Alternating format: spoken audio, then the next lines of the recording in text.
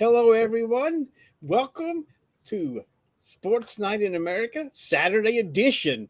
We have a special guest, and her name is Raenn Kay, and she has agreed to join us, and we don't know why, but she has. So, Raenn Kay, why don't you tell us a little bit about yourself and what you do, and let the fans know why what you're up to.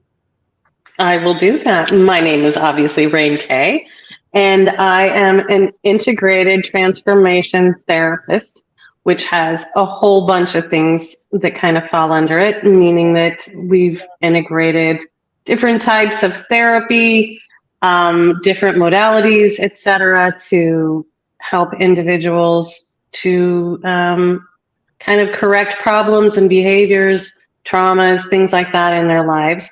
But I'll point out that we all first met when my eldest son, Cosmo Kay, one of the cast members of the ARC, was on your show a few weeks ago.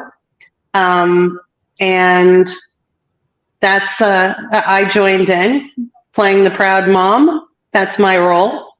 And so, yeah, we went from there. It was really great. Okay. Before we go any further, let's recognize someone in the chat room. Someone that has a big fan page for the ARC. Elizabeth Cooper. She says, "Good morning, afternoon, and evening, depending on where you are in the world. You are Liz Cooper from Sacramento, California. Here. Hello, Raenn." Hello, how are you, Elizabeth? It's good to see you on here. So, is this something that you do online, or do you have an office, or both when you do these counseling sessions? I do everything remotely, so everything is completely online. I don't have an office. As a matter of fact, I am currently in England right now, so I sort of have a traveling lifestyle. I get to see all these different parts of the world, sort of as a digital nomad, only I think I'm not quite as digital as a lot of the nomads are. So yeah, going forward, I can continue going to a few more places before I return to the United States towards the end of the year. Okay. And Elizabeth says, "I'm great. So glad you're doing this with everyone." Oh, Elizabeth, that's so kind. You are an amazing person. She's doing such a great job with the ARC fan page, and she just really keeps everything moving in there. That is true. That is true. So, what do you think of Roger's biceps there? I mean, we're getting real close up of his arms there, and that's pretty nice stuff. Well, actually, I've got a view of his ear, I think, at the moment, and it's fabulous. It's absolutely fabulous. It is. Thanks, Roger. All you need now is are you guys even able to hear me? Yeah, we can hear you a little bit. Yeah. We can see. Yeah. Okay, I apologize. It looks like there is a major outage out here in the Inland Empire. There's a lot of people that are out of internet. My computer is spinning, but I was able to get on my iPad, which is wireless, so I don't know what that means. So there's a lot of funky stuff. So I am sorry. I'm going to be standby for the time to stabilize this. So sorry. No worries. Yep, no worries. And here I thought I was having all the problems. I guess not. No, we got. You always have them. Well, true. You have a nice background there, Michael, too. So yes, I told Raenn, I said I wanted it something calming for people, since the subject matter we're talking about. So then I went in the opposite direction of something in the form of catastrophe, but that's fine. No, that's me. Well, I think it's really amazing that you guys are having me on here because mental health is so important.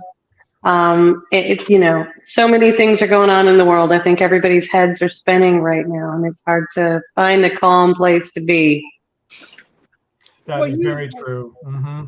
Yes, but okay, you've been out and about, like you said. You're in England right now, and you've been in America. So, And America is still behind on mental illness where it comes to like it should be treated. We still got stereotypes over here. Are we the only place in the world that has that kind of a viewpoint, or is it everywhere? No, it's really everywhere. As a matter of fact, I think sometimes as Americans we take it for granted because we see the problems. It's really easy to see the bad stuff. And while there is problems, or there are problems with the mental health care in the United States, it's everywhere, and some places are much further behind. I've spent a lot of time in Eastern Europe, and mental health is something that is very far from their current mindset. And I don't know how much news that you guys, international news, but there's often situations that arise, that involve violence or domestic violence, human trafficking, et cetera, et cetera. And a lot of the people that are taken advantage of in those situations have deep wounds, deep mental and emotional wounds, and don't have access to the type of mental health care intervention that we have in the United States. So while I don't hold that as the epitome of greatness as far as mental health is concerned in the United States, it is certainly better than some places. Okay. But just as bad as others. Okay. So let's start at the beginning. How long have you been doing this? Well, I've only been in full-time practice for the last 2 years. I was in kind of a part-time practice for the 2 years prior to that. So since the end of 2018, and then during 2019, I had kind of multiple things going on, a lot of different pots I was dipping my fingers in, and then continued education during lockdown, and just sort of kept expanding on what I could do. So of course, we all really struggled during all of the lockdowns and quarantines and things like that. I was in Albania at that point in time. And, when all else fails, learn something new. Once you've, gone through all the Netflix options, Amazon options, education seemed like a pretty reasonable thing. So I just expanded on what I already started with. Well, that's a good trade-off from Netflix, because Netflix is, well, as I know, can make you brain dead. So yeah, you have to move on from Netflix eventually, especially during the pandemic, because you'd be sitting there just in this brain dead state going, and then you really get that, but then you're by yourself, and then that could also cause some mental issues too, because you're just in your own little world there. And yes. So well, congratulations on getting all that done during the pandemic. Then that is well, thank you. That is thank you. That is something to strive for, and that should be, in anybody's wheelhouse. Move on. Get away from the TV. And I really can't say much because I love my Netflix too, and my Prime, and my Peacock, and never mind. That's just me. But anyway, Michael, you have anything to add here, or anything that I forgot to mention? Well, I was going to ask, what took you to Albania? Well, we had been there before, and so we had some kind of connections. We had friends there. We had things. It was a familiar place, and so prior to that, we had actually in 2019 we had been in England, and then left, and we're going through France. And my eldest son Cosmo, this was towards the end of the year. Along about September, middle of September, he became really ill while we were in France. And we were unable to find a cause for it. And now looking back and doing some timeline figuring, he very well could have been in that initial phase of COVID-19 that kind of predicated when the testing and all of those things came about, but all of his symptoms fit in. But in any event, we couldn't get medical care there that was coping. I mean, there is medical care in France, don't get me wrong, but it wasn't coping well. And we knew Albania. Cosmo spoke Albanian, and it was rather urgent. So we went back to There he is. I see him commenting. Hey, Cosmo. Do you know this? So- Do you know this person, Raenn? Do you know? This? I do. He's amazing. Yeah. He's the milk. What again? He's the milk chief. The milk. Oh, The head milker. The head milker. Yeah, there we go. I knew that. Yeah. The chief milkman, something like that. I don't remember, but regardless, it was pretty edgy. Yeah, it was pretty good. Yeah. But we ended up back in Albania, and then as we were leaving, 2 days before that, we got put into a lockdown situation and ended up extending for several more months. So that's what we were there for. And then moved on from there and traveled up through and ended up in Serbia for a while. And there's my other one. There's the Fox Chronicles. That's my youngest. They want to make sure we're treating you right. That's all. Because if we don't, they're going to come and kick our butts. So Probably. Yeah. Well, I don't know. They could be just on here to harass me or something. Well, oh, wait a minute. There he is. He's the chief milker. The chief milker. Yeah. Chief milker. Multiple exclamation marks, too. Sorry, I got it wrong, son. So, Cosmo, do you put that on your resume when you go for jobs? Like, I believe it is now. There's digital proof of it. Absolutely, he says. Yeah. Raenn, if I may, I want to go and interrupt and ask you, compared to the rest of the world, is mental health a stigma? Or maybe I shouldn't say that, no.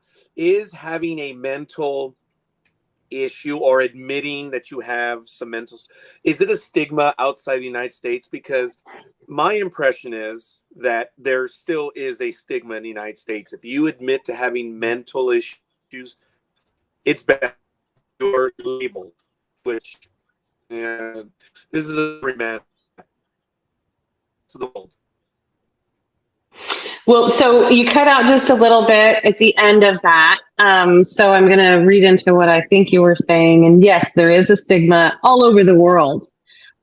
Even more so in cultures where, stoicism and that idea of just getting stuff done and work. And a lot of places that we have been, specifically ourselves in Eastern Europe, it's not been that long since they went through some really life-changing situations. For example, like in Serbia, and they had the NATO bombings in the 90s, and all of these things happened. But there is a stigma there of people admitting that they're having a hard time coping, or that they experience trauma. Trauma is something I think that people really, really have a difficult time admitting to. Post-traumatic stress disorder, we're seeing more and more of it, which I don't personally diagnose. That's not the type of therapist I am. I'm not a psychologist. I'm not a psychiatrist, so I don't diagnose. But people often come to me with that diagnosis, and we work with it from there. And trauma comes in so many forms, but a lot of times people just have a difficult time acknowledging it. I don't think the admission's the worst part. It's the acknowledgement that something went terribly wrong or something terribly bad happened to me, and I need to fix it. So there's definitely stigma, and it's everywhere. I think really, it's a greater a pandemic than COVID ever was. Trauma is something that is an underlying issue. It comes up in radical ways, sometimes years or decades later. And just being able to work through that, then it opens up life for people, I think, that they didn't realize that they could experience. Is it changing, or is it still the same? Well, I'd like to think that it's changing, but I'm not sure that it actually is. I think that it needs to be directly addressed, and I think that we have a lot of scenarios going on right now that are really beyond, they're outside my pay grade, so to speak. But there's all of these issues that are arising and they're getting the attention, and we're not really looking at the underlying issues of where's this stemming from. You know, we have multiple types of problems with eating disorders and dysphorias and all of these different things, and post-traumatic stress disorder that come from so many different places. And I think it has become like giving someone cold medication will stop the cough, but it doesn't cure the cold. And I think that's what ends up happening often in the mental health sector, is we're just giving this sort of putting a Band-Aid on everything to hope we can stop the bleeding, and it's not. So yeah, I can't say that it's really improving a whole lot. Raenn, but more and more people are talking about it. You've been doing this for 2 years, kind of full-time, right? Yeah. Now, has all that 2 years been virtual, or did you have some time that you actually met with people in person, or is it all been? I have actually met with people in person, which is really wonderful. But on the other hand, there's something about being virtual. You know, again, I guess we'll find the golden lining in lockdowns and quarantines, is that opened things up. People didn't realize what we could do online and how effective it would be. And I have actually found that it is more effective to meet with people virtually through video calls, sometimes even just audio calls, if that's all they're able to do. But I can meet them right where they're at. And, you know, sometimes people need to address things in their pajamas or from the comfort of their own home. And that opens them up and kind of drops the walls that might sometimes be in place when they have to go traipsing into an office building, go into an office, you know, and the coming and going is really difficult. People are less likely to show up if they actually. Does it make them feel more comfortable, you think, that they can? I think so. I think so. I mean, you know, it's a double-edged sword to a degree, and it depends on the individual, of course. But, you know, in dealing with somebody that has agoraphobia, I mean, it's a wonderful thing. You meet them where they're at. They don't want to leave their home. They're not able to. They feel unsafe. So in their home, that's their world of safety. And going out is where it's unsafe. But then, you know, there's a point that we would reach where then we would want to facilitate the necessity to go outside the home so that they can start feeling safe in the world around them. So at that point, that's when I lose a little bit of the effectiveness by meeting with people virtually. Yeah, here's a little message from Kristen. She said she's losing her signal. Love you all. So proud how you help people in so many ways. You change lives. Oh, thank you, Kristen. Thanks for joining in as long as you could. So Kristen is my oldest, bestest, and dearest friend. She is in New Mexico right now, and I think on her way to some graduation celebrations. So, so she joined in as long as she could, but she's an amazing person. Yeah, and Aisha had a question here. Can I ask what your opinion of gender dysphoria is? Well, you know, I don't diagnose gender dysphoria, but I have studied it. And so that's a really difficult, I got hit with the hard stuff right off the bat. Right off the bat, yeah. Right off the bat. But that's okay. She's in the UK also. She knows she's near you, so she can attack really well. Right. So thank you for asking that question, and thank you for being here. Is it Aisha or Ayesha? Did I say that right? I can't quite see it. So thank you for that. But gender dysphoria is such a difficult thing to discuss, and I think we don't have all of the knowledge that we need to make really adequate and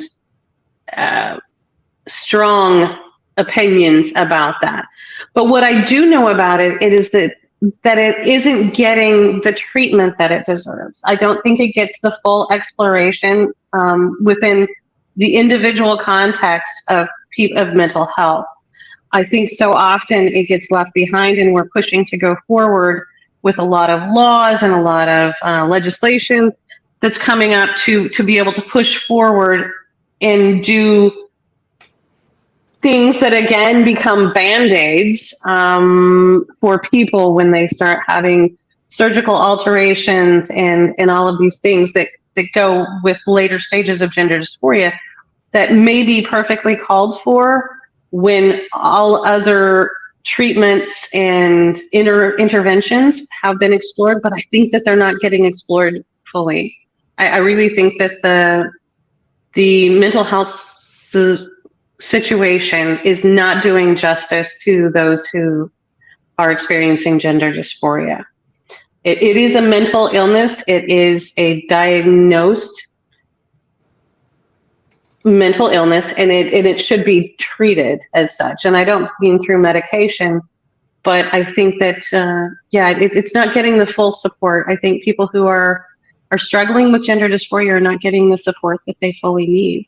That's not my my area of expertise, I have to say. So I'm going to keep that very general and vague. But we need more people who can assist and help and guide people through the struggles with gender dysphoria.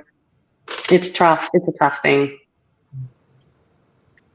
Roger, did you have anything? Or no, I have a few more questions, but I have to get to them in a moment. I apologize. I'm still dealing with the internet issues here. Okay, Richard, do you have something? Well, it seems like there's a big problem with the kids or the younger generation. They're really struggling. You know, a lot of suicides, a lot of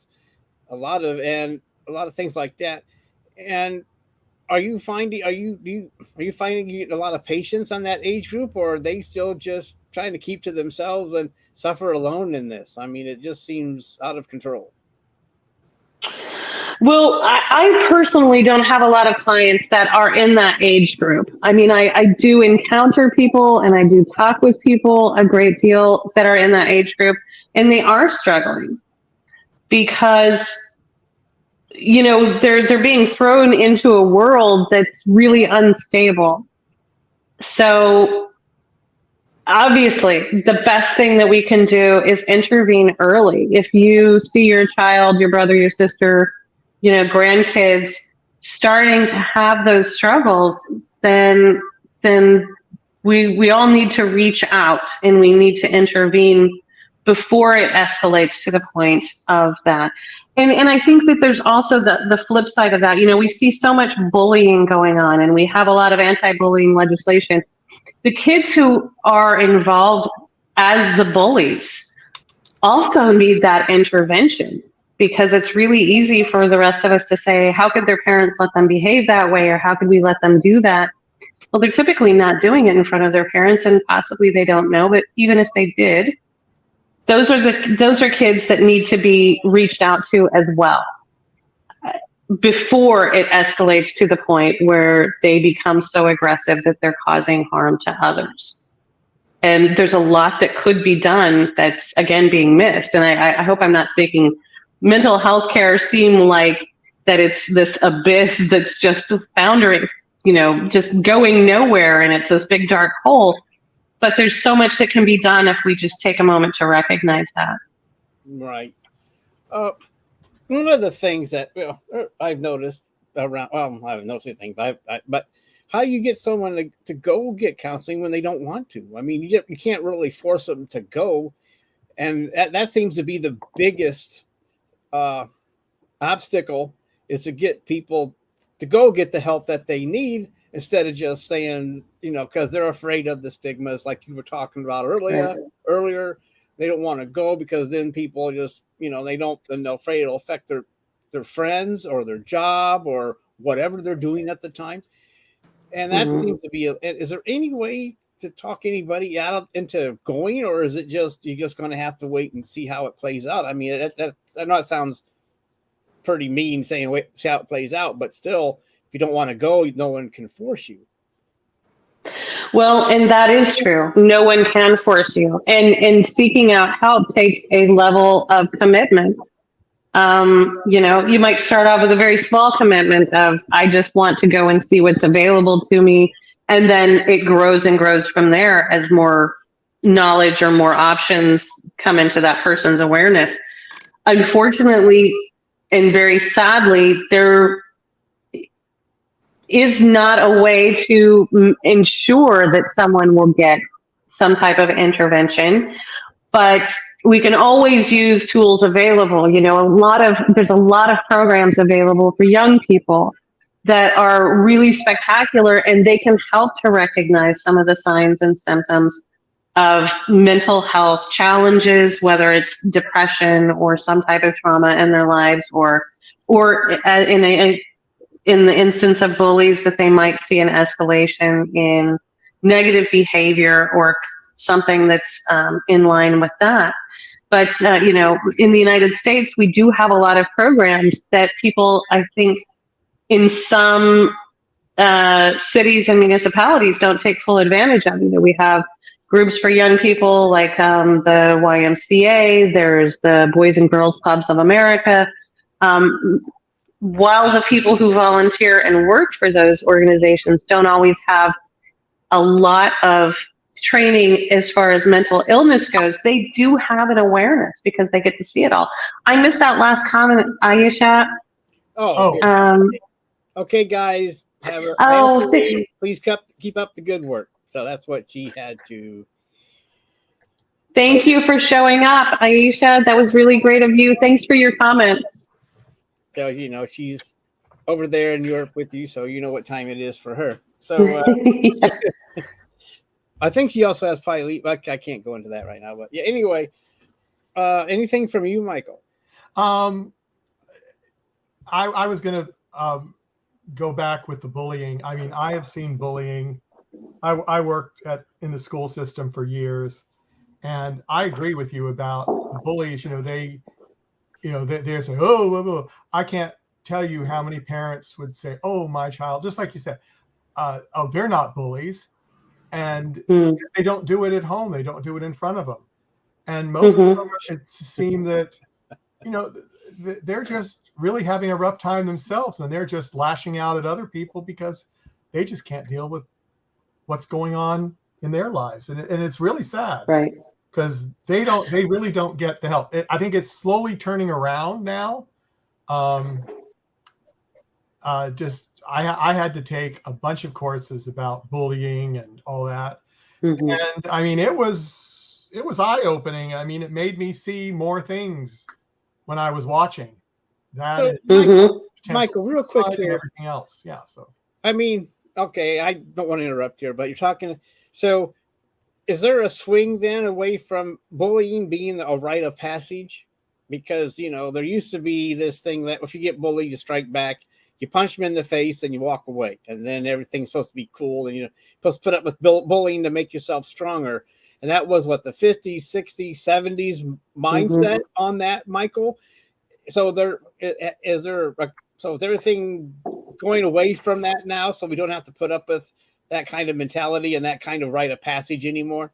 Theoretically, yes. They have changed. At least they have around where I am. We had to take courses to recognize the signs and see what we could do to stop it. And it's not easy. It's not easy because you can't be everywhere. You can't be everywhere.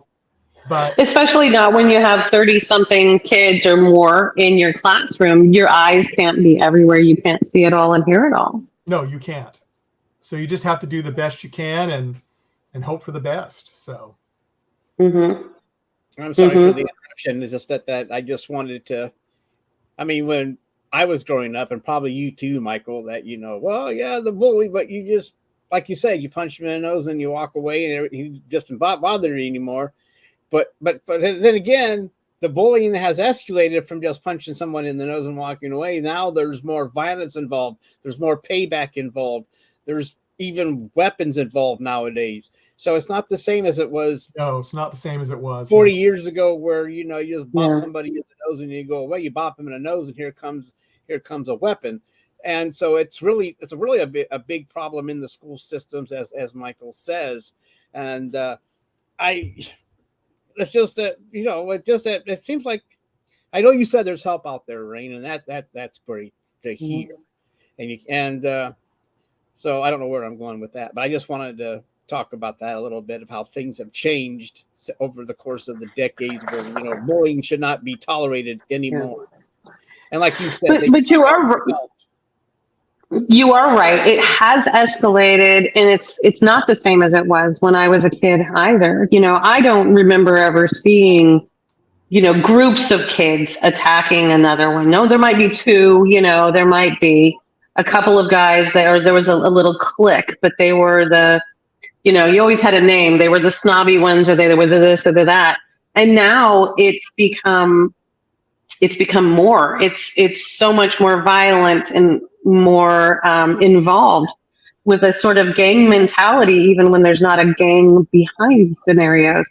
I think there was here just a few weeks back, a young girl was attacked by some older boys on a bus, and these kids were like 12 years old, and there was several of them kicking and beating her.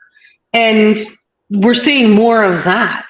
And that is where I think we need to attack the bullying issues, is identifying these kids, and not just individuals, but also who are they hanging around with? Because where there's one, there could be others, and they're experiencing something that's bringing out this level of violence in their lives.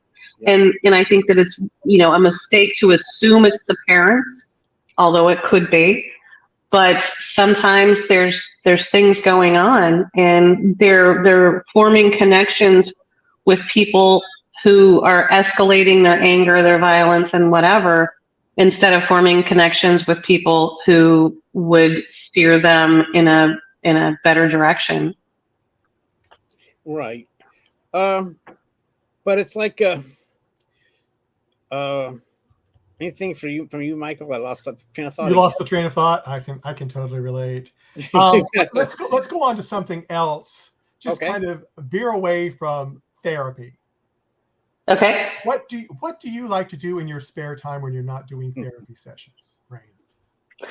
In my spare time, well, I am not going to knock the value of Netflix, because I love movies, and I love entertainment. I love all of that, but I'm also a pretty avid reader when I have the opportunity. Today's not that day, but occasionally it comes around. Or when I'm traveling, I try to always have a book loaded onto my phone. So, I do get opportunities. They're just not always on a daily basis. So I'm a pretty big reader, and I obviously like travel. I like going to these sort of odd, out of the way spots that tourists don't get to see, and discover like in England and Scotland, I have discovered these amazing sort of hidden treasures of the small villages, and it's an amazing thing, and the connections that I make with people are really incredible.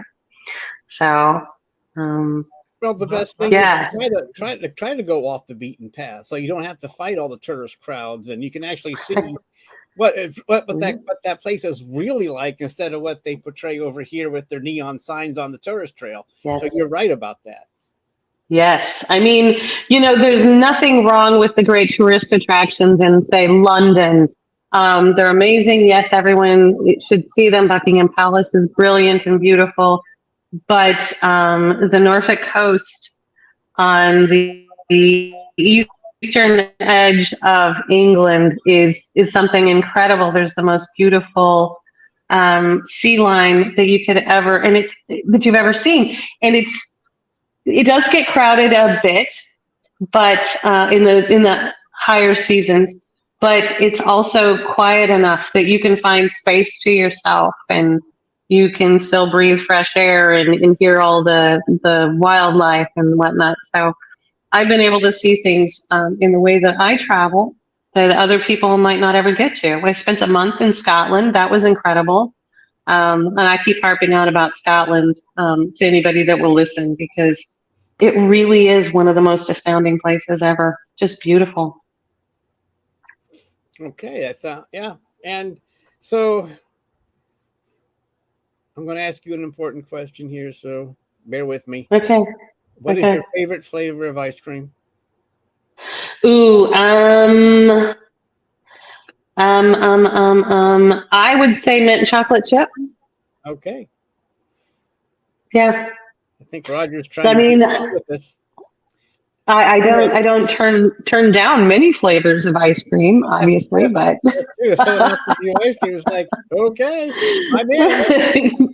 Yeah, I'll like it if it's there. That's good. Yeah. Are you back now, Raj? Yes, I apologize. If I do ask questions that are being repeated, I do apologize, but I'm checking everything out. I'm so sorry, Raenn. I'm ruining the episode by having the internet issues. I'm so sorry. So right now, no, not at all. Roger, with all that I'm black. sorry, Richard. I'm just saying you look like a floating head now with all that black. So it's kind of cool. God bless America. It's what it is. Yep, So go ahead, ask away, Roger. Well, wanting to follow up on some of the questions that I asked you before, just very briefly, about mental illness and the stigma. Or I don't want to even say mental illness. I don't know how it's classified, but especially in my culture, the Latin, for you to even say that there is a weakness or that you are speaking to someone culturally, and you kind of mentioned this earlier, they look down on you. And not only do they look down on you, but you are ridiculed as being weak. You are not especially in the Latin world, the macho man, the image, the cowboy. It's you mentioned that there's a mental issue, and you're done in the community, in the family, and it's how, knowing that, and things are changing. How do you work around that? How would you counsel someone in dealing with that? That is a tricky thing, because there's so much culture and there's so many layers and centuries of this cultural stigma that goes along with weakness. And in the Latin culture, especially, I've spent time in Mexico, Central and South America, and that is very true. Even more so outside the U.S., I think. Oh, really? And oh, yeah. I mean, I think once you've gone into Mexico and Central and South America, they don't have time to acknowledge that. It's just, they're so busy staying alive that I don't think that anyone considers that there is a place for mental illness. So the Latino community within the United States, they do acknowledge it, but of course, like you say, that they consider it a weakness. I think that people just have to try and start right where they're at. Sometimes I've had clients that say, okay, if I have to exit this video call, it's because my husband or my wife came home, and I don't want them to know that I'm getting therapy. So I have to meet them right where they are. And I think that is the important thing. And that's why being able to be on a video call with someone, it meets them where they're at. They don't have to go to the office. They don't have to take that extra 30 minutes to an hour to do the travel time. They don't have to dress up to leave the house. They can, have something cooking on the stove. They can do whatever. We have to meet people where they are. And I think that it would be a very hard situation in any culture, any community, to be able to look at their mom who is, doing what she does, whether she works away from home or she takes care of the home, whatever her situation might be, to be able to look at them and say, what, you are on a video call with your therapist while you're cooking dinner, while you're doing this, while you're doing that. I don't think that people will be able to look down on them. now that we have this wide open option available. So I think it's important to be able to just meet people where they are. And so when you come across someone that is in need of that, you know, send them in the right direction to any therapist, any type of appropriate intervention that they might need that's available to them virtually. I think it's a huge win. Have you had moments where you're meeting with someone video and they have to drop the call like that and you're basically looking at static? Have you had those moments? I have had that. And it, fortunately, in that situation, in one particular situation that comes to mind, it wasn't because of any sort of abuse issues, but it was because of, I don't want my significant other to know what's going on here. Wow. And, you know, let's face it, there are people in the world who, when they have a knowledge that their significant other or someone they have a close connection with is seeking out treatment, then they start feeling like, oh, what if they're talking about me? And the reality is they probably are going to talk about you at some point, because if you're an important part of their life, then that's what happens. But that doesn't necessarily mean that it's a negative way, but they're flushing out all of their wounds. They're trying to find healing for themselves and, you know, be a part of that. I suppose in the United States, depression is seen as a weakness. And I myself went through something work-related in 2012, 2013. I was diagnosed and all that stuff. And I worked through it. And in my mind, no pun intended, in my mind, I always saw that situation as something that I was, in the little that I know, I recognized the symptoms. I knew what I was going through. And for me, it was like this little abyss behind me. You ever seen the dam where it's filled up with water and then they have the waterways up on top where the water goes through and kind of disappears? I forget what those are called, but I've always envisioned it for me as something like that, where it's back there. I know what it is. I recognize it, and I don't want to go back there. And I have mentioned it to many people that I've had those issues. And the minute that I mention it, they walk away or they leave or they have the condescension. And the funny thing is, I, who am not an expert, recognize those very same symptoms in those people. But again, I'm not an expert, but I have been truthful in sharing that with people, hoping that they themselves would seek out assistance. Yes. How do you guide someone into doing that? Because everything that you're telling me resonates in my culture, in my field. I am employed by a government agency. I'm also self-employed. You mention to someone, I can always tell a person when they're alone, they should go speak to someone. And I never say go see a shrink, go see a counselor. Say you need to speak with someone. Because the minute you use a phrase shrink or counselor, they've glazed over.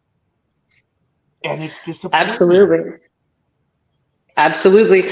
You know, it's an interesting thing, and I'm going to share this. This is, I think, really applicable to my practice and maybe not others. So I can only go from my perspective here. But I have actually been able to work with people who come to me initially for clinical hypnotherapy because they want help with stopping smoking or losing weight, or they need help sleeping, or they've heard it's good for anxiety. And I'm able to have a conversation with them then by telling them, yes, this is a really great thing and it is effective. But again, if you don't deal with what's at the core, what's causing the issues that really back down there in the foundation, it will only be a sort of cosmetic treatment for that. And so I'm able to have that conversation, but they see hypnotherapy as a lot less intrusive and there's not a lot of stigma along with it. So sometimes, you know, classically, one of the symptoms of anxiety is difficulty in sleeping. And maybe they're losing weight or they're gaining weight because, and the stress eating goes along with that. When you see these things coming up, and, it's an easy way to start that with saying, well, have you ever thought about hypnotherapy? Because it's really effective for XYZ. And, why don't you try giving that a go? And so for me, in my practice, because not every therapist uses hypnotherapy, and it's clinical hypnotherapy, so it's not although I can do the new age type, more easygoing type of hypnotherapy, what I use is clinical hypnotherapy, so we address individual issues. And so, yeah, open up conversations. Sometimes you have to skirt around and come back to it, but find something that's non-confrontational, that doesn't confront their issue smack in their face, because that's really, nobody wants to deal with things. I think that's what prevents people from seeking help, is they know they've got a problem, like you were talking about how you could acknowledge it and you could see that for what it was. But so many people say, yeah, I can see there's a problem, but they have to shut it out because what's at the core of it is too painful. It's too cloudy. It's too gray of an area, and they don't want to have to confront that, not realizing if they did, they confronted whatever started the problems and the issues to begin with, it would free them. And how much more life they could have if they worked it through. As someone who is ignorant on this, I have a rough idea what hypnotherapy is. How do you deal with the average person when you first broach the hypnotherapy? Because I imagine if they're your clients, they know they're going to do that. But when you look at Hollywood, hypnotherapists, come on. They can turn a person into a barking dog. They can turn them, what you're up against in mainstream America. The joke of hypnotherapy is you're going to be doing things and you're going to look the fool. Could you? Yeah. It doesn't happen that way. It definitely doesn't happen that way. I am not aware of any real way to get somebody to bark like a dog, to go, there's movies about it, right? They hypnotize whole audiences so they can go break into a bank and steal the money or whatever. It just doesn't happen that way. If there is that ability, it's pretty far removed from any hypnotherapist that I know. And it's unethical. It's, like I said, I don't even know if it's possible. I've heard people say, oh, yes, it is. I've never seen anybody be able to actually do that. So hypnotherapy is a state of deep relaxation, and usually it's to address specific things. So when a person gets into a deep state of relaxation, then suggestions are offered to correct the behavior that they want to change. So like with weight loss, if a person is an unhealthy eater, if they no, just kidding. I apologize. Someone's barking in the background. Just kidding. I think it's on my end. I think there's a dog outside, and I think it's on my side. I'm so sorry. That's funny. We're talking about having someone bark like a dog. I'm so sorry. Right.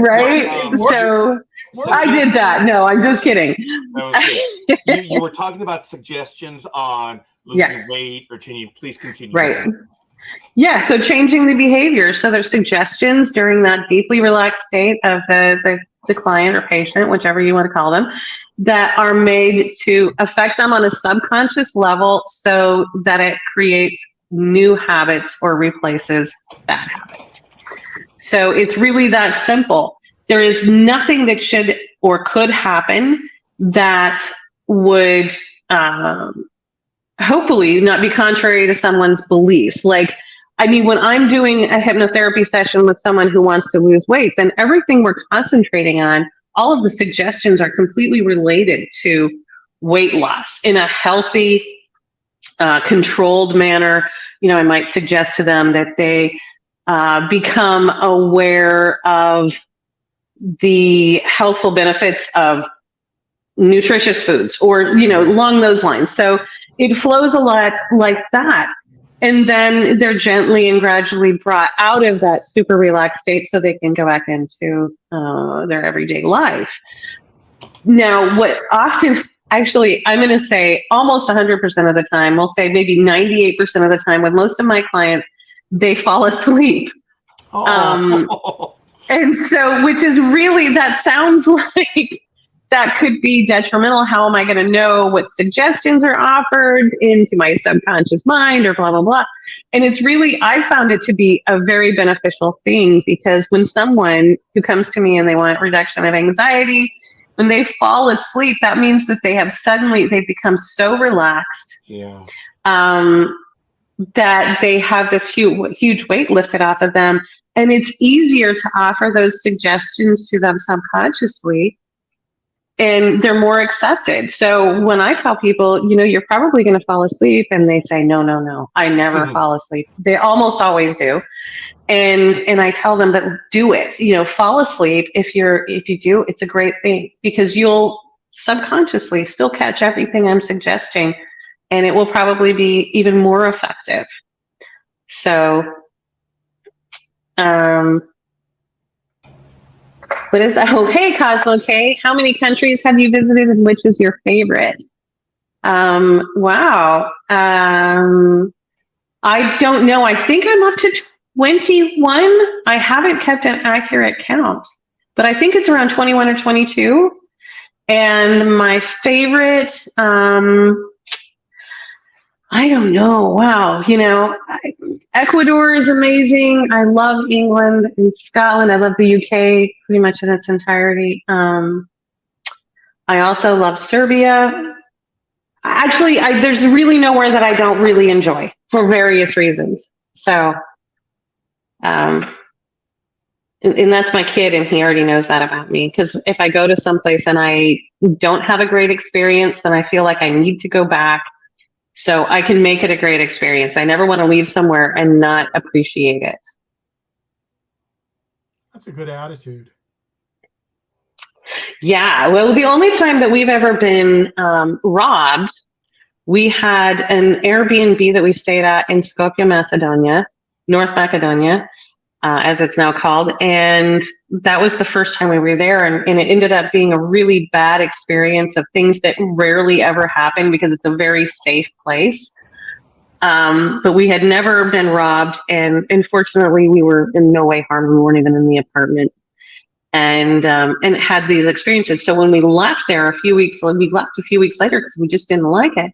And I thought about it over the next year. I thought, I can't leave it at that. I need to go back and find something to love there. We did go back a couple of times, and I did find a great deal that I loved there, and never had a repeat experience of that first visit.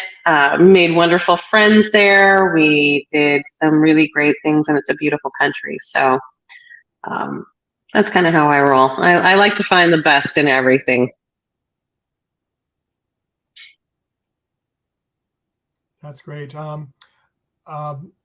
What are your future plans, goals in your practice? Or because you said you might be moving back to the States at the end of the year, or is that definite, or you're just kind of waiting to see if something else grabs you? Are you returning to California, or are you going to go to Wyoming, where there's a rumored what do you guys have over in Wyoming? I think it was, what was on the episode we were discussing? Our resident Hair milker? salons. Oh, the hair salons. Yes. I'm sorry. Oh my gosh. No, probably not Wyoming, although I would love to visit there again. California, I will visit, but I don't think I will probably reestablish myself there. The plan is towards probably along about fall to head back and take care of some businessy things, and then take a little bit of time to travel through the United States. My youngest, who's the only one who's still at home, I don't know if he's still on or not, the Fox Chronicles. He hasn't spent that much time in the United States that he can remember. Ah. So he hasn't really had the opportunity to see how big and expansive and varied all of the United States are. So that's kind of the plan, is to let him get to experience some of our homeland. Are So you going to whether introduce it's him to the farming life? Uh-huh.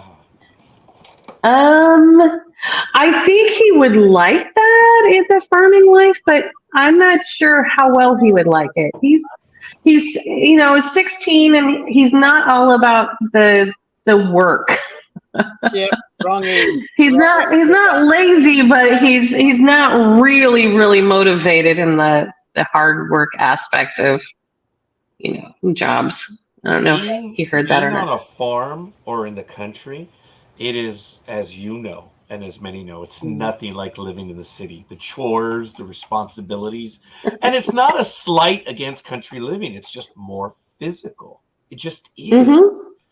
And I would imagine, this isn't a shot against Mr. Chronicles, but it would be a shock at 16 having to change and having to, adjusting to that life. I wouldn't envy him in any way whatsoever if he were to go out and work on a farm. It is a beautiful lifestyle. I didn't grow up on a farm family. I'm out here in Pomona, but Chino next to us, still a farming community, and there are still active farms. I would visit my aunt who had a farm, and I was an idiot. I would stand up on the bales of hay, and all the cows would come to me, and little did I know, I was like, is that the future? Like, nope, it never was. But you see the bales, you dump one over, and all the cows come over. It's funny, but that's hard work. I'm making a joke of it. It is. Having to feed the animals. Oh my goodness. It's not like having a dog outside. You scoop up the bag full of food and give it to them. So it is. It's work, and I think it would be a big shock to his system. So probably not a lot of farming in the future. So he has lived in some rural communities, scattered amongst different areas of the world. We've spent been some pretty remote areas. In Scotland, we were in a farm there for several weeks. Bulgaria, we were in a very, very small, rural, tiny little village.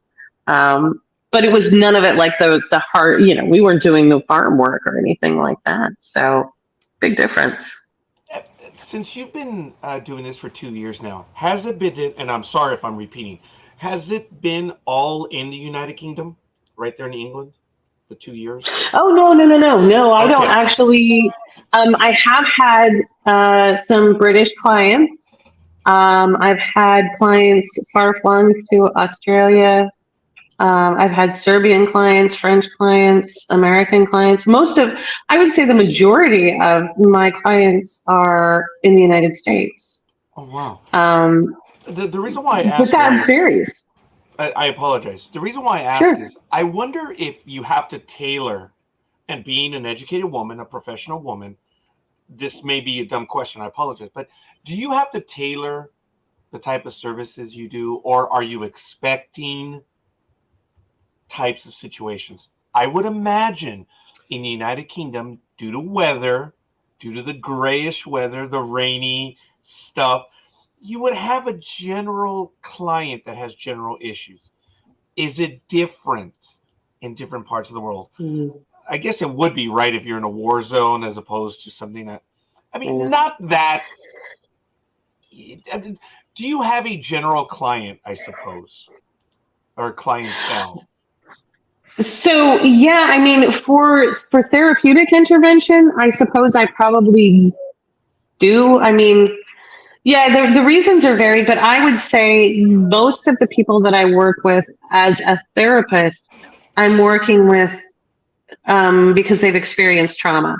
So trauma, PTSD, that type of trauma is probably the thing that I work with the most. So I will be humble and say I am not an expert, but I am experienced with that, and that is a strength. So I do tend to work a great deal with people who have suffered from PTSD. But of course, along with that comes a lot of these other things that come with anxiety, sleep disorders, da da da da. So we always, work with that. But PTSD and trauma are my biggest, the things that I work with the most. Now with hypnotherapy, so I've created a really productive and effective hypnotherapy programs for weight loss. And so along with that, and then for mind expansion, that helps with memory and helping to expand the mind to be able to increase knowledge and ability and stuff like that. And I say stuff like that. That was so professional. But so with hypnotherapy, that's a different story. Weight loss is my number one thing there. That's my clientele. It's the majority is weight loss and memory, mind expansion. Those are my big ones. Memory, mind expansion. I think I understand but what is that? I get weight loss. Duh, that's easy. Right, or the anxiety. right. I don't mean for it to be easy. I mean, we understand what that is. What is memory, mind expansion? So memory and mind expansion. So I haven't actually fully made this into a program. I've been doing individual standalone hypnotherapy sessions with people, and I've decided to put it into a program, and I'm not trying to sell that on here, but I'll explain.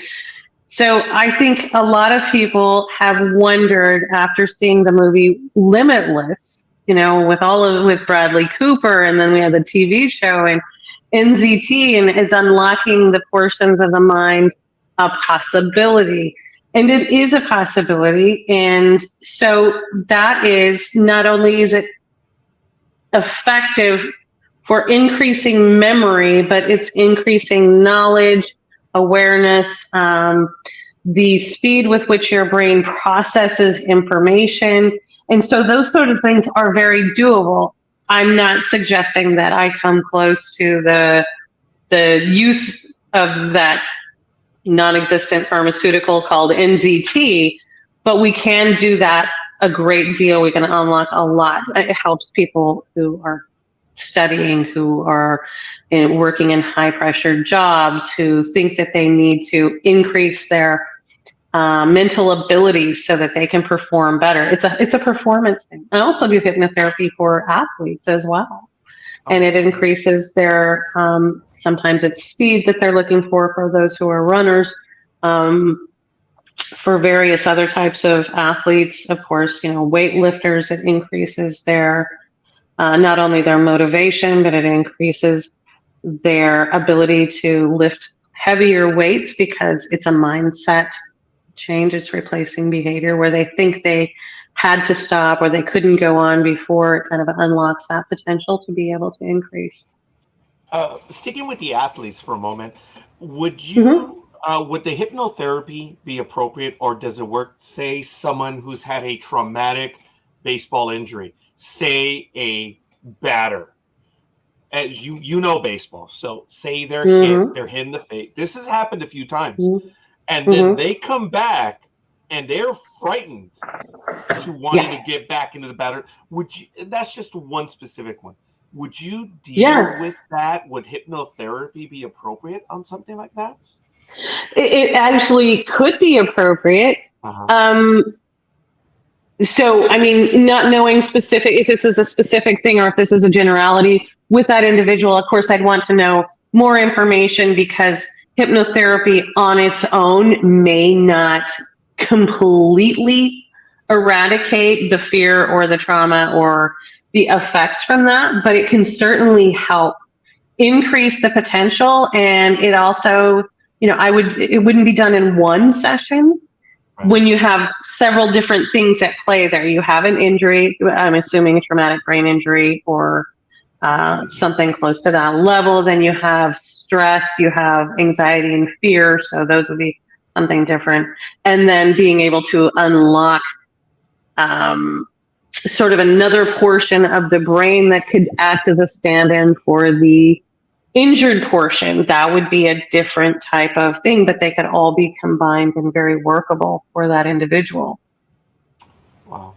That would probably be the extreme. I imagine then, as you mentioned, athletes, this is something that you do ongoing, and it's to assist them. You mentioned the weightlifter, you mentioned the runner. This is to keep them going, or is this to have them reach greater heights, or is that the same thing? Well, it's kind of the same thing. I think so. You guys probably know way more about sports than I do, but in my mind, thinking back over history, we have people that are peaking at a much younger age, and you don't have the athletes that continue on past much beyond 30 now. Everything is so much different than it was 50 years ago or 40 years ago. And so there's a huge amount of competition, and with that comes a lot of stress. So they have to do better, they have to do more, they have to reach greater heights. And so hypnotherapy then is an adjunct therapy that, along with their training, it's a part of training. So along with their physical training, they are going through mental training, because that's a great deal of their performance. So yeah, definitely they're trying to not only achieve more, go to greater heights, but it's performance, it's motivation, it keeps them structured and going forward to attain whatever goals they've set for themselves. Wow. Appreciate it. That's good. So, I want to take a quick moment. Yeah. I'm sorry about that, Raenn. We're entering our second hour here on our program with Raenn Kay. We're learning a great deal of what she does, especially the hypnotherapy. And that's really good stuff. If you have any questions in the chat room, please fire them away.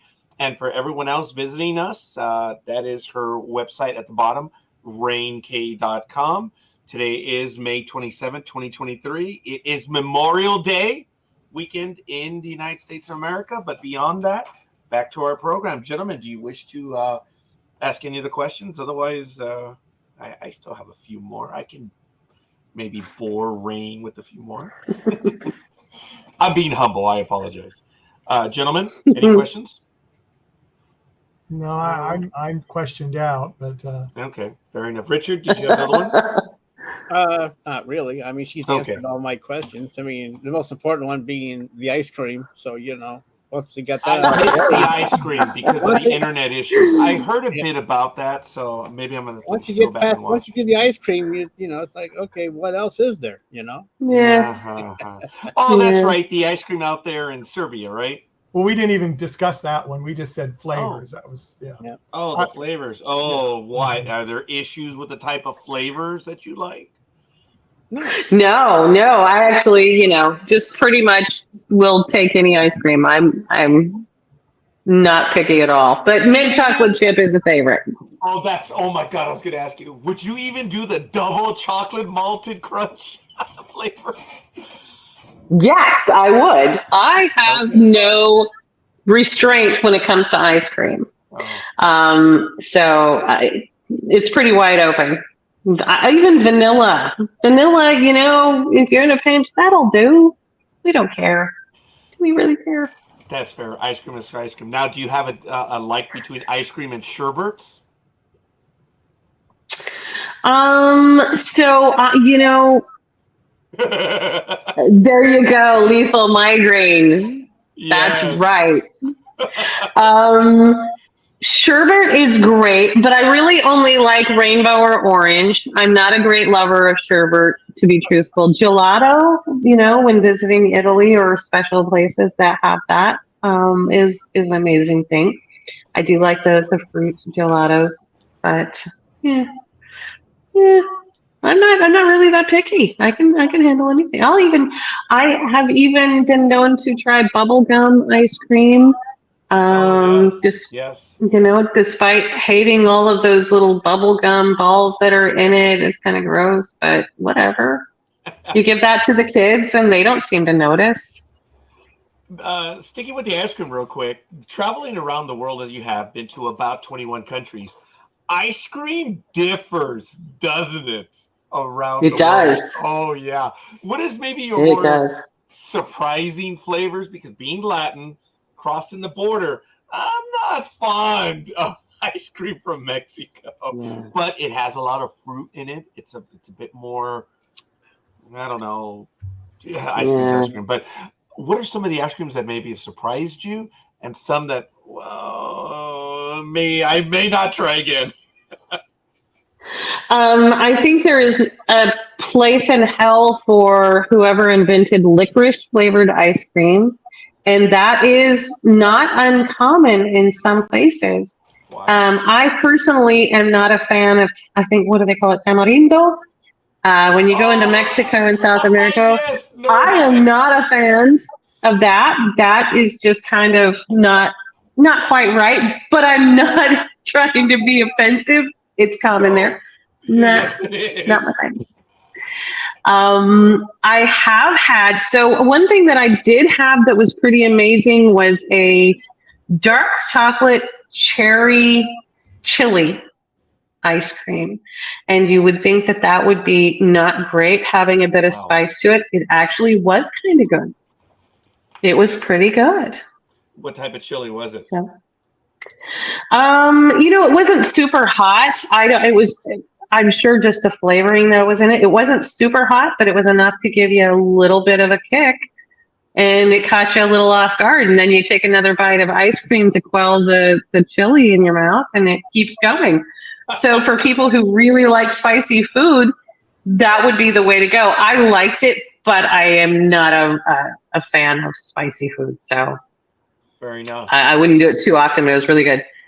Raenn, this is a complex question. We may have discussed this already, and I apologize, but this one's very specific. Sorry if it's been asked, but how do you address therapy or talking to someone with people who've grown up? Actually, we did discuss this briefly, with the culture that puts, now this is interesting, no value in mental health. Here in Minnesota, we have a huge Somali population, over 100,000 now, and they put zero value in mental health. This is obliquely similar to what I asked, but this is different. It's a unique question. Zero value in mental health. How would you? I would. So I guess you'd have to show the value. The Somali population in Minnesota, I'm going to assume, has left Somalia because of the unrest, the poverty, the difficulty in living there. And so I'm not entirely familiar with the Somalian people, whether in their country or as immigrants to the United States. But I'm going to make some assumptions, and they could be completely wrong, and they're in no way meant to be offensive. But I would think that there would have to be, when you've immigrated to the United States coming from such a difficult circumstance in life, that there would be a little bit of a honeymoon phase of like, what do you think is so bad? What do you have to be depressed about? What do you have to be anxious about? You live in the United States, and this is the country that is bringing so much value into our lives. What do we need to think about mental health for? And so there's that honeymoon thing that comes into play, but then you also have some cultural significance that's there when there's either a stigma or just a lack of value, because when you come from a country that just finding food could be a very challenging thing, you don't have time to think about all of these other aspects of life, like mental health. You don't have time for depression. You don't have time for trauma. You don't have time for that. It's a part of life. And so I think that it could certainly be addressed by acknowledging that they may have left the circumstances behind them that were a cause of a great many of their problems, but you very seldom get rid of all of those problems. Like if you run away from a problem, it tends to chase you. It will eventually show up. And I think that showing the value beforehand is the place where you have to take a stand. And again, coming back to that, meeting people where they're at. I don't know how it could be done. I don't have all of the answers, but I do feel like the people who participate in the mental health and therapeutic intervention in the United States obviously need to come together and start identifying communities that are at risk and somehow interweaving themselves into that society on a safe, non-invasive, and non-confrontational way to show them that when they need help, help is here and available, and engaging in those conversations, no matter how difficult they might be. And I think that's where we have to show people by example the value of mental health. By you being on here, you're able to share that, and that's why we're happy to have you on, because it's interesting. The industry that we spend time with, the entertainment industry, it's ridiculed, the whole issue of mental health, the jokes. I talked about that briefly, and even in society, it is. There are famous people that are, and I'm not going to go down that road right now, but there are people that actively work against mental health. They say it's a fraud. It is. And unfortunately, there are things that were done in the last 200 years that, may not be, proper, or they were improper. They were not right. But it still is helping someone. And that's what, not back then. I'm not trying to, it is getting jumbled. But today, speaking with people, helping them is still a good thing. And knowing how the mind works is important. It is. And I think ultimately it comes down to, I get what people say about mental health. And I know why they say it when they feel like it's not important. I remember my former father-in-law told me once that when he was growing up, nobody knew they were depressed. They thought they were just tired.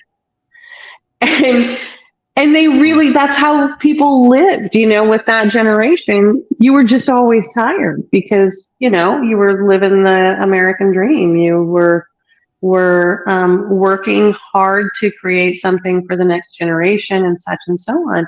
And that is true. So I get why people say we didn't have these mental health problems many years ago. That's kind of true. They were just not acknowledged. And then there's the other aspect of the mental health community that of people who want to say, well, when you go to a shrink or you go to a counselor, you go to a therapist, you're going to spend the rest of your life there because your troubles will never end. There is truth to that too.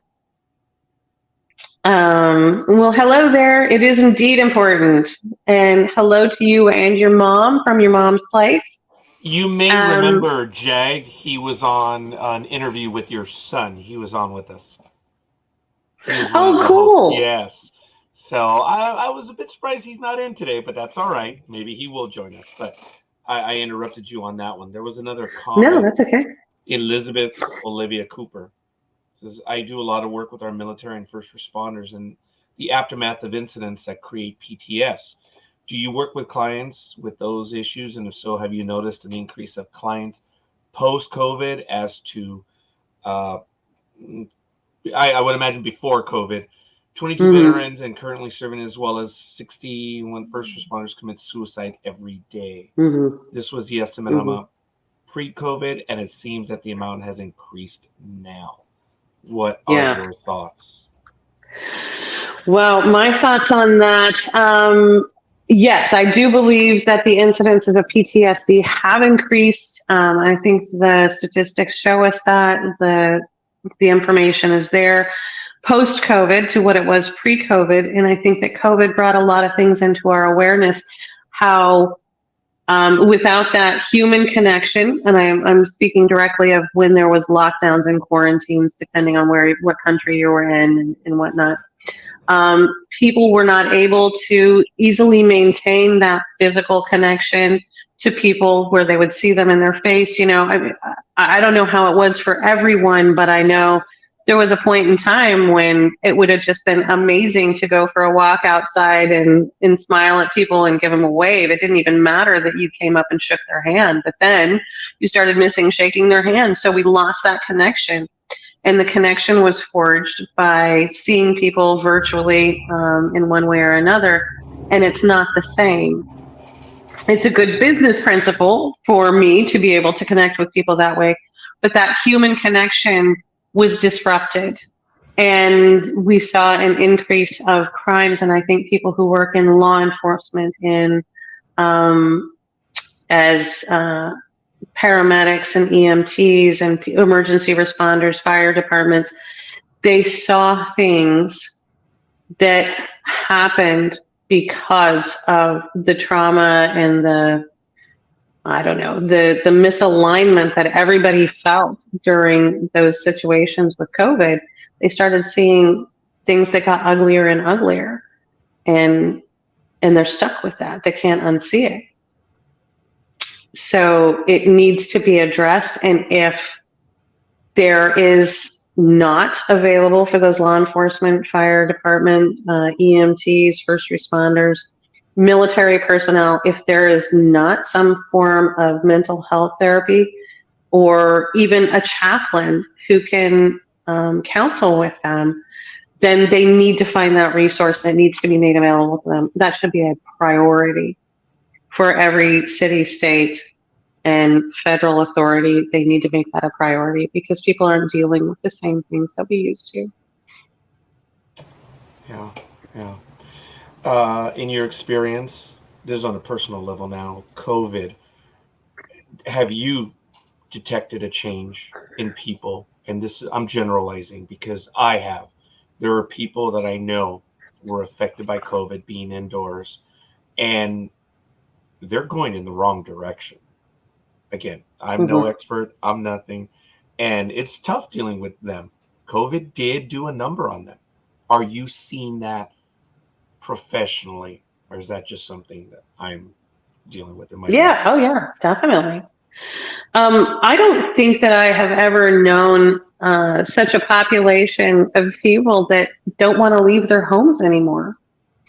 We not only hated it, but then we loved it because we like staying in our homes, right? We have this bubble of being able to stay in our home. We can view the world outside of us through our computer screens or our cell phones, and we don't have to engage with it. So most definitely, I think it has also given people time to think about things that they didn't consider as being a problem before, and it has changed their perspective on things.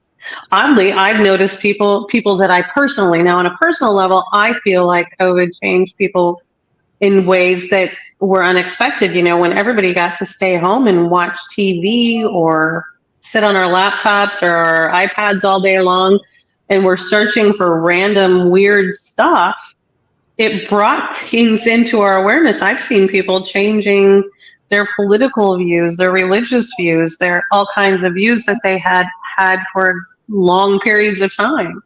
But it's completely changed them to swing in a different direction from where they originally were, which is fine. People should be able to change. I don't have a problem with that. But it's just a lot of people doing that. Yeah. Wow.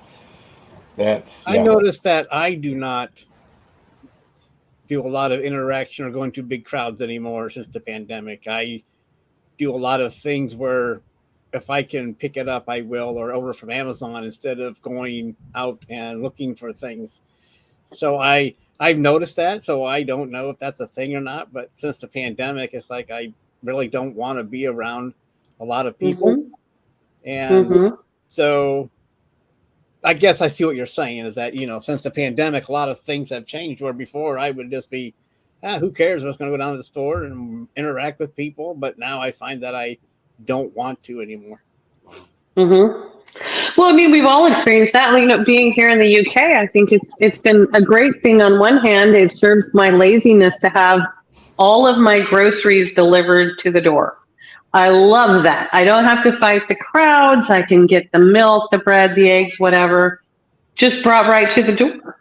And it's wonderful. Even in rural locations, they still do grocery delivery. And it's so great, but it's also spoiled us. So now we don't have to go face anybody or see someone we know at the grocery store, have a little catch up. We don't have any of that connection anymore. And I think it's going to be a great loss to society if we don't step up and start making those connections again. It's dividing people immensely. Oh, You don't yes, realize. yes. And now we have ground service. Mm-hmm. And but I think if people lose that connection, I mean, you don't think that it's important going to the grocery store and seeing someone that you know, or just meeting some total stranger when they ask you if you can reach the tomato sauce for them or whatever. Those interactions are really what stabilize things. It stabilizes society. We make a connection. You become real human beings to each other, and not just some random picture on the news that you've seen on your laptop. And I think we need to solidly reestablish those connections. And real quick, and I know this is off center, but since you mentioned that, aren't there like Gen Zs? I mean, they're not, since they're always on their phones, they're having a hard time going out there in the job market and learning how to do interpersonal conversations because they're used to this. I can't say it, used to this, but they're not used to actually having a conversation with someone. So is that going to be something in the future or right now that is really affecting the workplace and how Gen Zs are interacting with people? Well, I mean, my personal opinion is that yes, that is affecting. It is affecting already. I mean, have you been into a fast food restaurant lately and met with a monotone individual who can barely speak clearly? And they move like a robot. They don't seem to have real spatial awareness. I mean, you can see even physical traits are starting to appear in some of our young people because they don't have the social norms of personal space or courtesy or whatever. No matter what their parents have tried to teach them, they have been connected to something different that is not giving them that social, I want to say it's that social awareness of how to have a conversation or how to do this or how to do that. I don't know. I really do believe though that it's selling our kids short. And I won't blame it all on the cell phones, but in a manner of speaking, it is a lot of that. They have so much more of a connection with their cell phone. They wouldn't leave their cell phone at home, but they don't have any problem leaving a person at home. Right.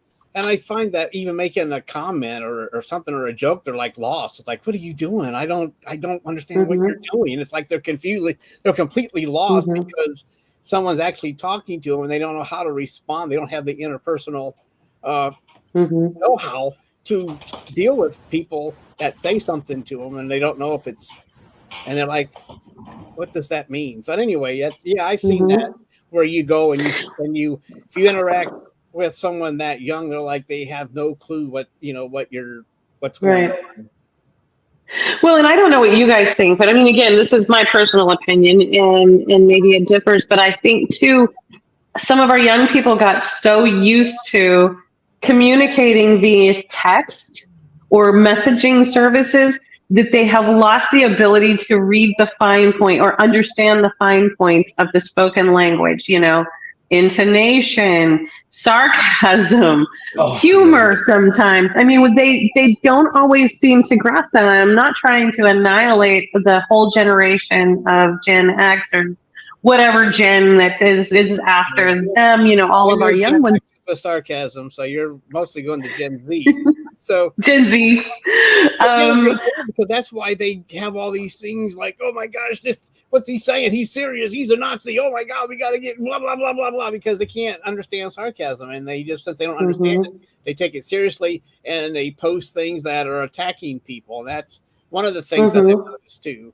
And I mean, millennials do it too, but everybody does it too, because not every generation gets There are people in every generation that don't understand sarcasm, because when I've tried to use it before, it's like, he's serious. No, it's sarcasm. Get used to it. Even boomers and Gen Xers that I've talked to don't get sarcasm or anything else. So it's not like a generational thing. It's just a person thing. Yeah. So there's that, but yeah, I mean, maybe I'm completely off base with that, but I do think a lot of people, because of our messaging, whether it's generational or spans the generations, with all of the technology we have, they've not been able to understand the subtleties of language. Yeah, absolutely. It is the same with emails, whatever type of messaging and communication that's not verbal, because they're missing out on the verbal and physical cues. Well, also, as you were saying before, the young kids that most of them missed maybe 2 years of going to school in person. And I have talked to my friends that, have classes, and when the kids came back, like when they came back from third grade, when they were in first grade, maybe when they left, their social skills in third grade were like a first grader. And Raenn, let me interrupt right there. Michael is a formal educator, so he's dealt with, he's been there, such as yourself, dealing with people, and he is not far removed from that. Right. We've discussed that, Roger. Yeah, absolutely. So you have but it's absolutely true. Yeah. So you have a pretty good insight into that, Michael. It did. I think it left kids really shortchanged.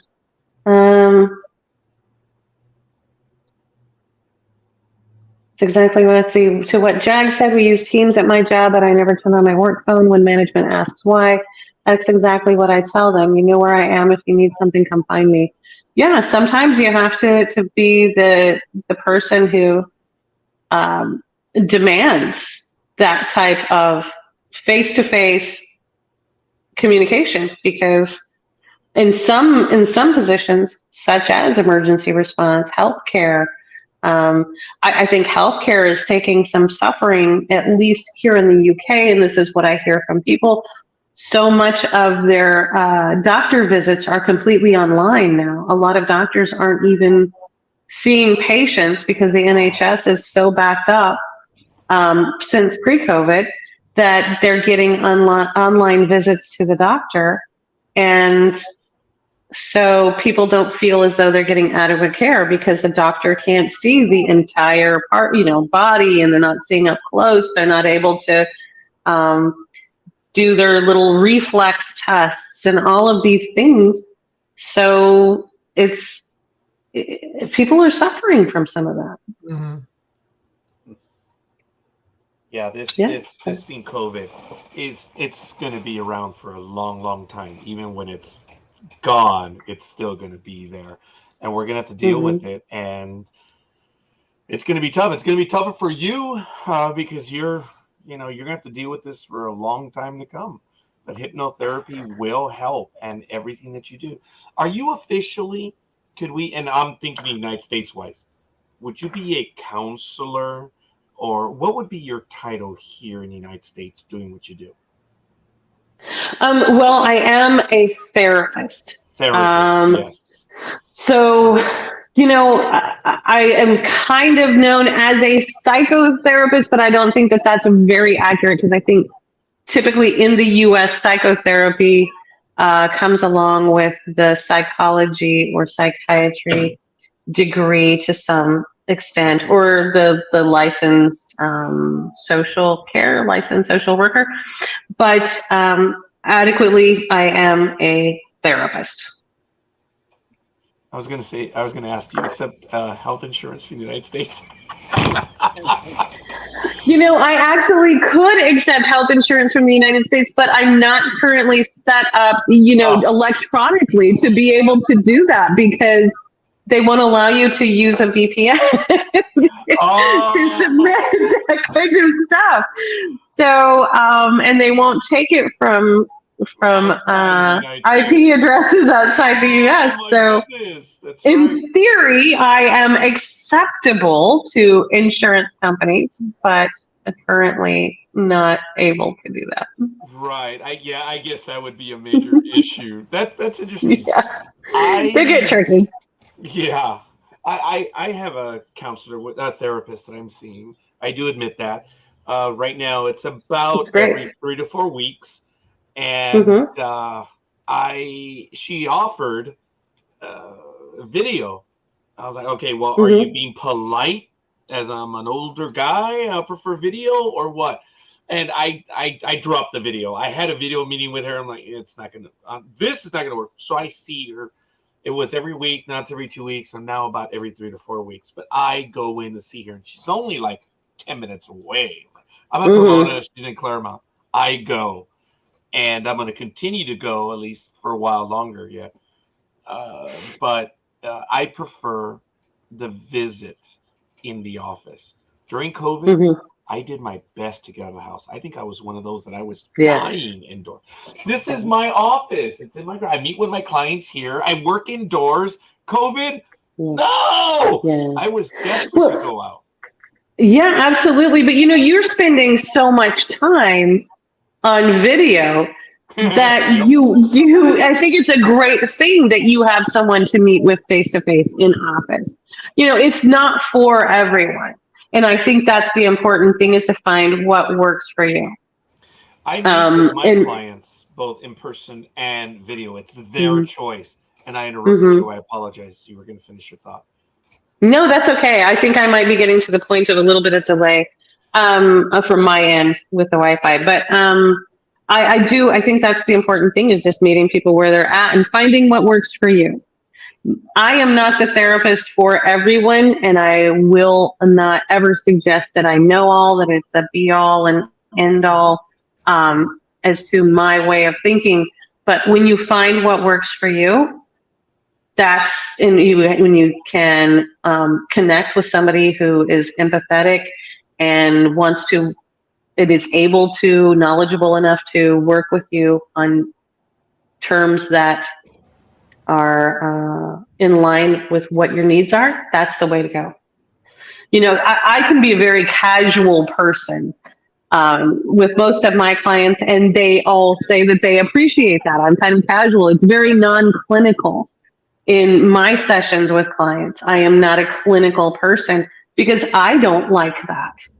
That's who I am. But a lot of people find that clinical aspect, that really structured, no pictures on the wall or very sparse minimalist type of thing, that works for them. That meets what their needs are, and there's nothing wrong with that. They where people find their strength, that's where they need to be. Yes, it's important. First off, to the audience, to everyone, you need to make that decision and want to speak to someone. You can start with a friend, but if you start talking, that's what you need to do.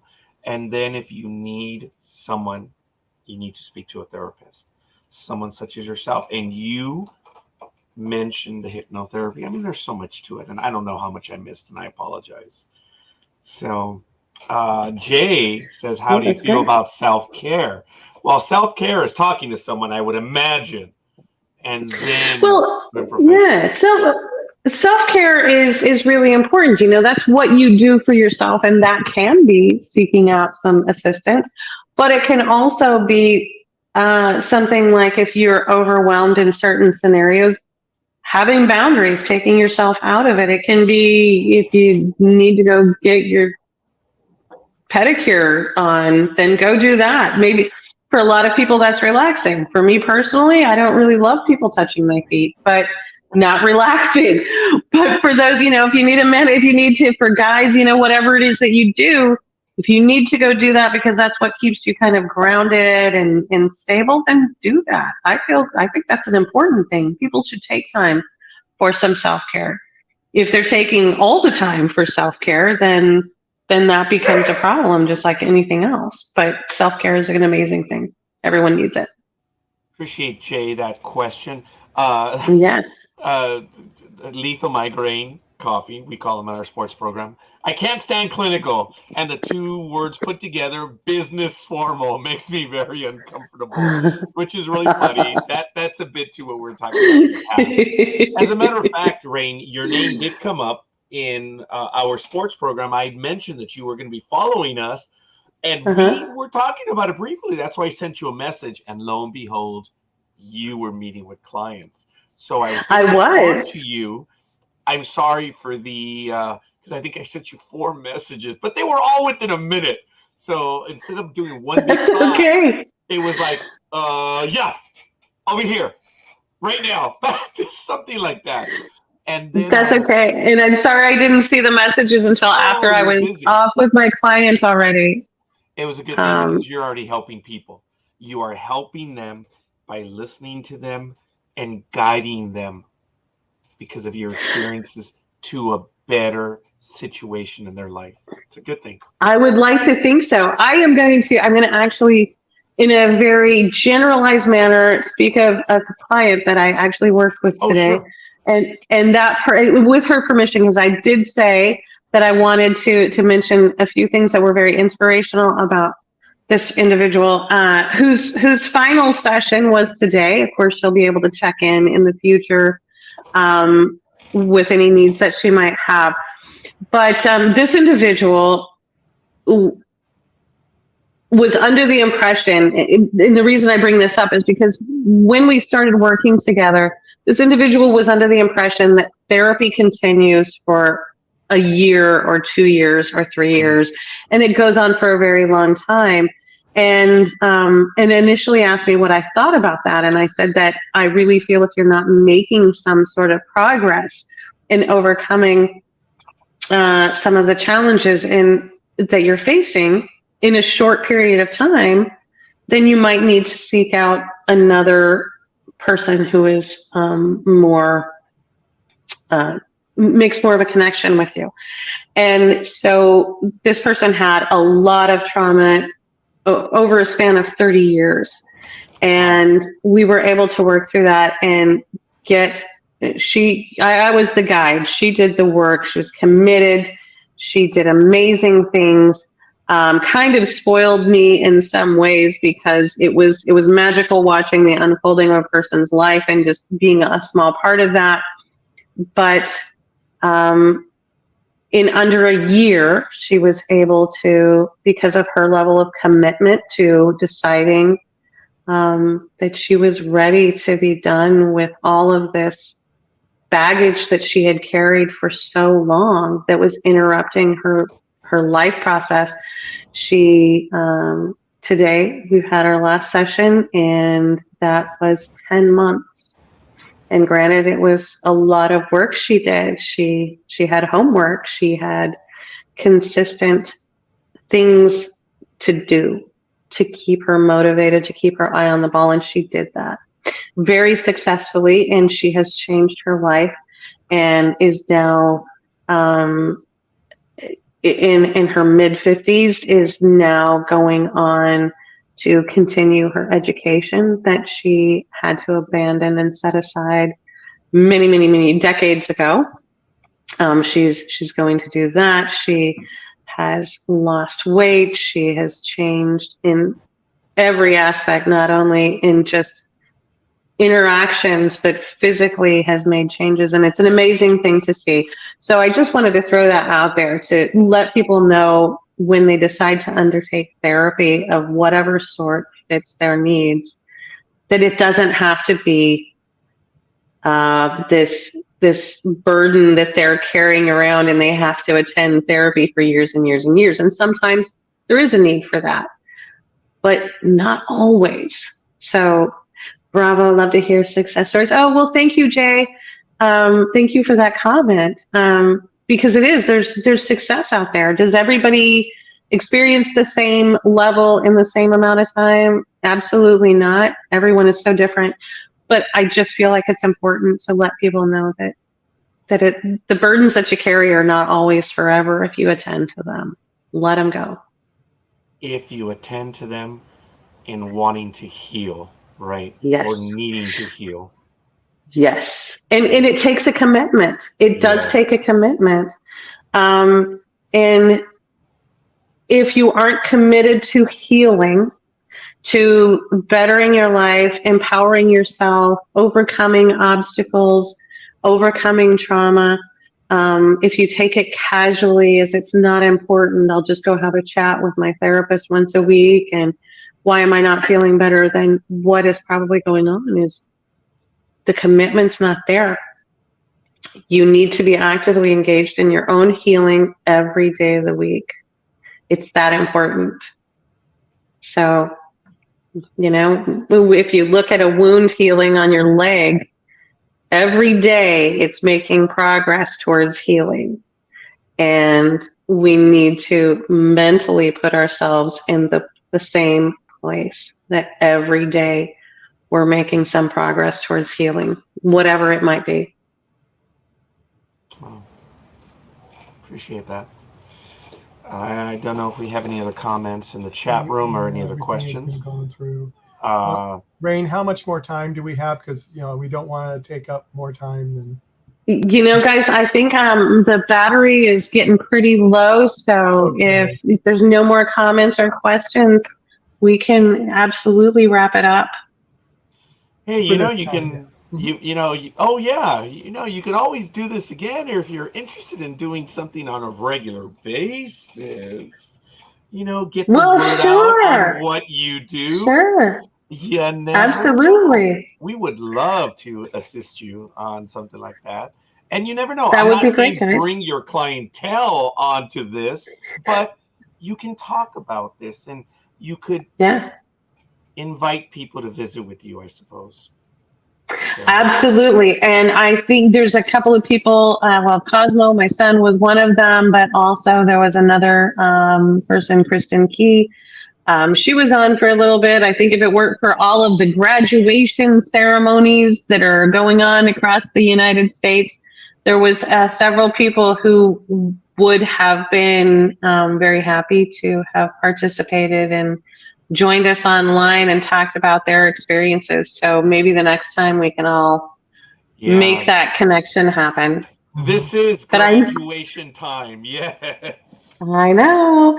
But thank you guys so much for allowing me to be on and to share some important concepts and ideas about mental health, answer those questions, and thank everybody for the wonderful comments and questions that they had. Elizabeth says, I can't thank you enough for doing it with us. It was very informative. I appreciate you and your time. Jag says, great to see and hear your wisdom, Raenn. Hope to one day meet you virtually soon. So, there it is. That might be one. You never know. Wonderful. Yeah. Well, thank you, Jag, and thank you, Elizabeth, for your comments and your questions. It's been really great to be with you guys here. Next time that we meet, I will probably be in a different country because I won't be here for much longer, just a couple more weeks. So, yeah. So we're off to Spain and France next. So, yeah. It was very kind of you. I thank you for accepting my friendly invite. And it's really good stuff. Raenn, I'm sorry I missed a lot of the interview, but I'm glad you were able to stand with us. I am so thankful. Thank you, guys. Bye. You. Have a wonderful evening. All right. Have a great day. All right. Well, that's where it should be. Don't move it. Don't. Oh, you close this some mother. All right. Whatever. There it is, ladies and gentlemen. That's her website right there, RaennKay.com. You can check it out. And just very quickly, for programming notes, tomorrow at 3 p.m., the episode of the Better Call Saul episode is put off. It will not be on this Sunday, so check it out next in Memorial Day weekend. On Monday, we do have another guest that is going to be joining us, and that is Mr. Emmanuel, correct? Correct, yes. That will be at 6 p.m. Pacific time, and we have quite a bit of stuff going on. You should check out ndbmedia.net for that, and there is a lot of stuff. So looks like Raenn will be joining us again in the future. Who knows? It might be a regular event, but we'll see. Poor Blue Jays. Yeah, issues on sports, but there it is, folks. Thanks everyone for having joined us. A quick shout out to everyone that gave us a like: Elizabeth, Kristen, Carrie, Ellen, Jay, and Richard. Thank you for your likes. Thank you for tolerating the technical issues we had in this program at the beginning. But thank you. And we are out of here for now. Michael, anything else? Nope, that's it. Just as you said, check out our webpage for all the upcoming guests. We have some art guests, and then we have a guest from the Netflix series Sweet Tooth coming up in a couple of weeks, and just a whole bunch of other things. So just take a look. All right. We'll see you guys on the other side. Peace!